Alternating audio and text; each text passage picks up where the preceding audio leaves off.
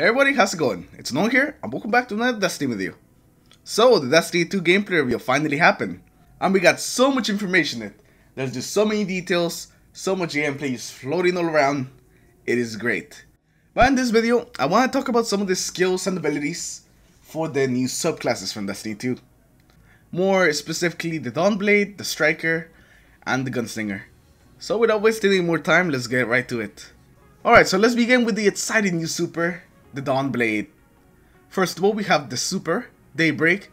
Press L1 plus R1 to weave solar light into blades and smite your foes from the skies. I'm pretty sure you guys have seen this super in action already. It's kind of like all over the gameplay reveal. This is what they're really pushing. They're really pushing the Dawnblade. And it's understandable because the super just looks amazing. It looks like it's really fun. And it could be pretty effective as well. Next up, we have the grenades, and the grenades are the same grenades that you have on the Gunslinger, the fusion grenade, the solar grenade, and the firebolt grenade.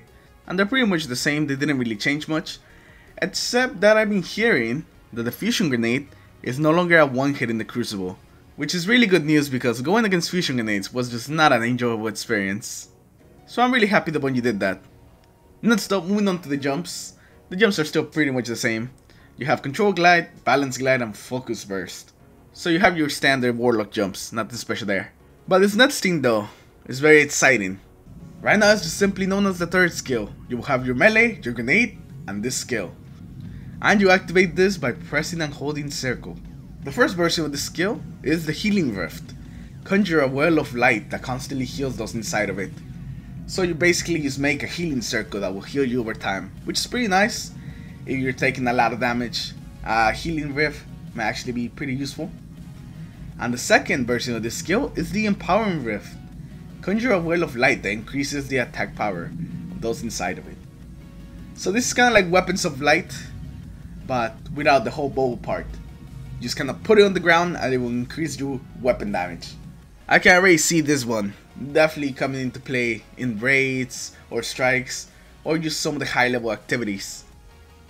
Next up, we're going to be taking a look at the Tournament of Skytree. And the first ability that we have is Igniting Touch, a powerful melee ability that ignites enemies and causes them to explode. So it looks like this is gonna be your empower melee. You will ignite enemies, and if they die, they will explode, which is pretty nice. After that, we have Risen Angel. Well, in the air, aim your weapon to hover in place for a short period of time, dealing precision damage extends its effect's duration. So this is basically Angel of Light. Use that, you can make it last longer, as long as you keep hitting precision damage. And if the airborne modifier is still in the game, this can be a very powerful tool whenever the airborne modifier is active. Especially if you're going against a boss that has a big crit spot, this can be really useful, since you will be able to stay in the air for longer doing more damage. After that, we have the Skyfire ability. While Daybreak is active, that's the super, the same causes explosive damage where you land. So if you decide to descend during your Daybreak, you will just cause an explosion whenever you land, which could be pretty useful if you're trying to get some more damage out there and you see that your Dawnbreak's kinda running out. You can use land for some nice extra damage. And the last ability that we have on this skill tree is Phoenix Dive. Hold circle in the air to quickly descend and regenerate health. So let's say that you're in the air taking damage, you can use this ability to use quickly descend to the ground and also regenerate health to stay alive. And that can actually be pretty useful, since you know the warlocks are kind of slow.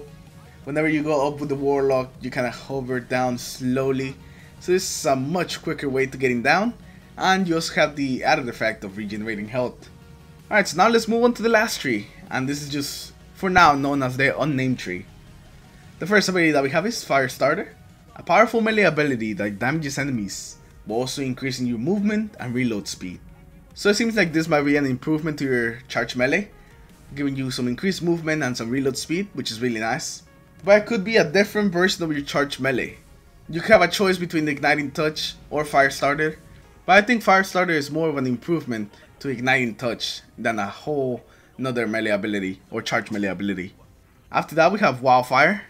Engage your enemies mid-flight, fire weapons and throw grenades while gliding.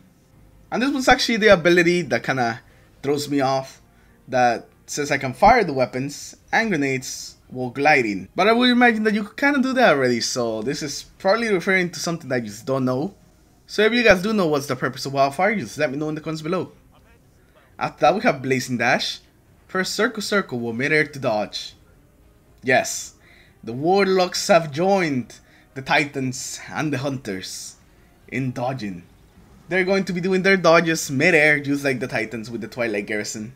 So that's pretty nice that they get a dodge ability. I'm a really big fan of the dodge abilities. Really love the Twilight Garrison, really love the Shade Step. I just think that the game feels a lot better with these dodging abilities, since it gives you a lot more control over your character. And the last skill we have is Everlasting Flames. Killing an enemy with Daybreak extends its duration. So yeah, pretty straightforward. The more enemies you kill, the longer you will have the super.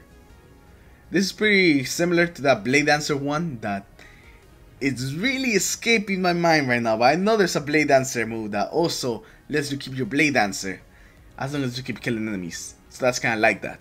This is probably going to come in handy against big groups of enemies in PvE, because that's where it's really going to make an impact. PvE probably won't make that big of an impact, but PvE definitely. I could see you just running through enemies with a pretty long super if there's enough enemies. Alright, next up we're going to be moving on to the Revamp Striker. First of all, we have the Fist of Havoc. Press R2 to slam on the ground. Press R1 to smash shoulder first. So basically they combine the Fist of Havoc and the Sun Charge into kind of one super and just made it into the Striker. You no longer you slam the ground once with your Fist of Havoc, you actually get to slam the ground a couple times. Or you could use the shoulder smash, which is kind of like Sun Charge. You're just gonna charge at someone and hit them with your shoulder. It's pretty cool. So yeah, Fist of Havoc is now a roaming super. So have fun everybody. Let's start moving on to the grenades. The grenades are still the same. We still have the pulse grenade, we still have the flashing grenade, and we still have the lightning grenade. So nothing really changed there. Things are still the same. Next up, the jumps. Still the same jumps. Increased height, catapult, increased control. So now let's move on to the third skill, what we're really excited for. The first version of the skill is Towering Barricade, a large barrier that can be used for cover or to seal off dangerous areas. So the Titan just kind of makes a barrier out of thin air, and you can use it to block some areas where ads might be coming from, or you can use it as cover, which is really nice, especially if you run into a situation where there's not a lot of cover. This Titan barrier can come in very handy. The second version of the barrier is Rally Barricade, a small barrier that allows you to peek cover while aiming down sights and instantly reloads your equipped weapon when you take cover. So this is a smaller barrier than the other one, but it will reload your weapon and it will allow you to peek cover and just kind of shoot enemies. So this barrier seems a little more offensive. You want to go a lot more on the offensive while still having some cover, since it also reloads your weapon. So you're going to be more aggressive. The second barrier might be the barrier you go to. And the first ability that we have is Knockout. Breaking an enemy shields increases your melee range. And finally, the Titans will be able to punch something that is not directly in front of them. Hopefully. So this is a pretty cool ability that when you break a shield, you just kind of gain more melee range. That's pretty nice. After that, the next skill is Reversal. Melee kills immediately trigger health regeneration. So that's pretty nice. Nothing really fancy about that. It's just health regen with your melee kills. After that we have Frontal Assault, a powerful melee punch that grants you increased weapon stability. I don't know how useful this one will be, since if you are punching range, you're probably close enough where weapon stability is not that big of an issue. So I'm not sure how I feel about Frontal Assault, if it's gonna be a useful skill or not. And the last skill that we have is Trample. Fist of Havoc lasts longer while sprinting, and killing enemies with Fist of Havoc extends its duration. So it seems like you can also extend the duration of Fist of Havoc by getting some kills with it. I like this skill. They really encourage you to be aggressive with the Fist of Havoc by letting you have it longer while sprinting and also by getting some kills. They really want you to be on the offensive with the Fist of Havoc, which kind of makes sense. Alright, so now let's move on to the unnamed tree.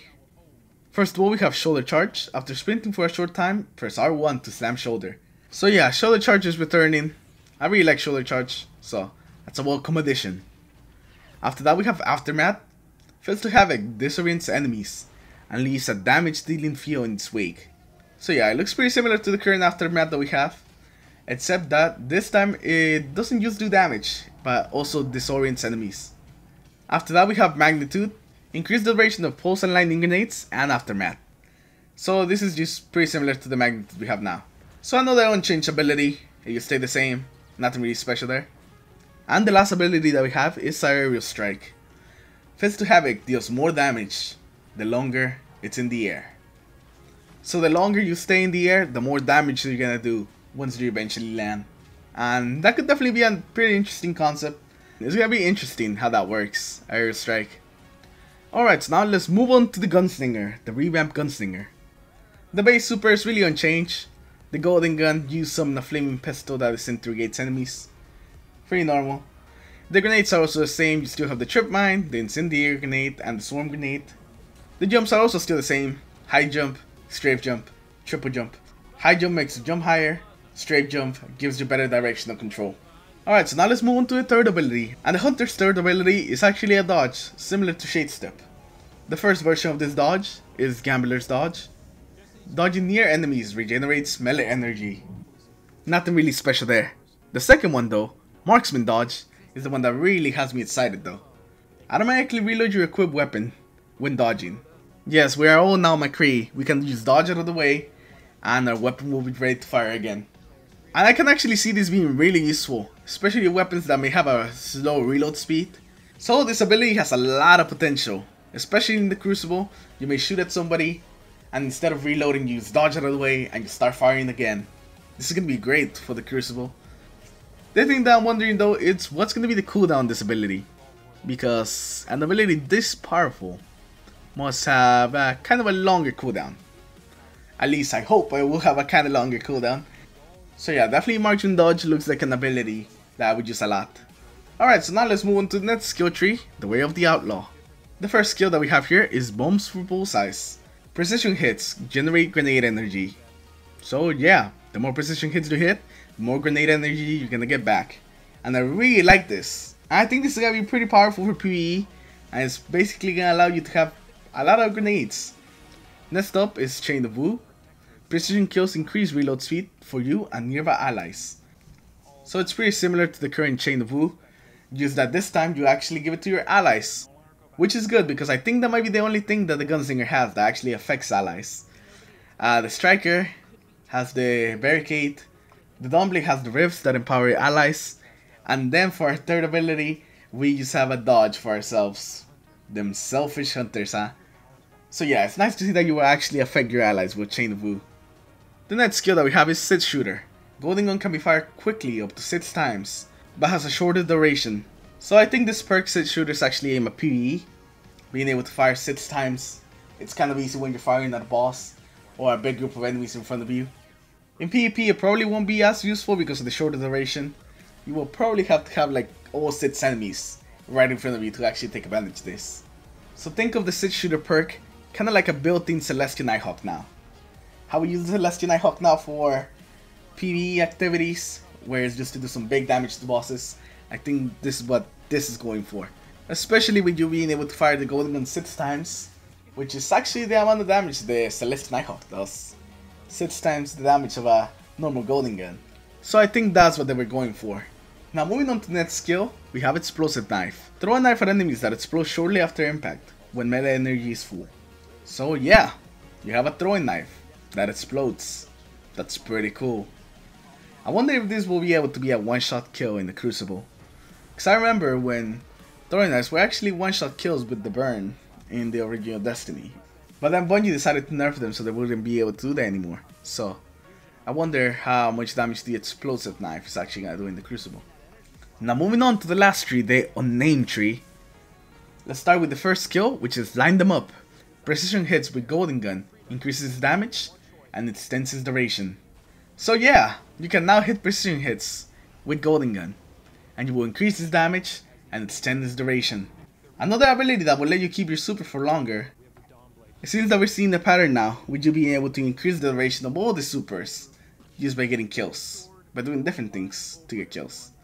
So this is gonna be interesting. I wonder how much you can increase the damage on the Golden Gun by just getting precision hits. Now moving on to the next skill is Crowd Please. Precision hits with Golden Gun generate orbs of light for your allies. So it looks like they're really pushing those precision hits with the Golden Gun. So you'll just generate some extra orbs of light.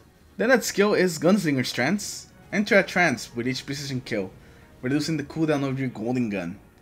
And that's something I could definitely see myself using, Gunslinger's trance. Being able to reduce the cooldown on my golden gun is definitely something I look forward to. I think this is also going to have a good impact in PvE. I can definitely see me pairing up Gunslinger's trance and Sit Shooter. Just to kind of have my golden gun faster and also be able to put out more damage by having 6 shots. And the last skill that we have on the unnamed tree is Knife Juggler. Throw a knife at enemies when melee energy is full. A precision kill with this ability immediately refreshes it. So yeah, it looks like it's a pretty similar version to the Knife Juggler we have now.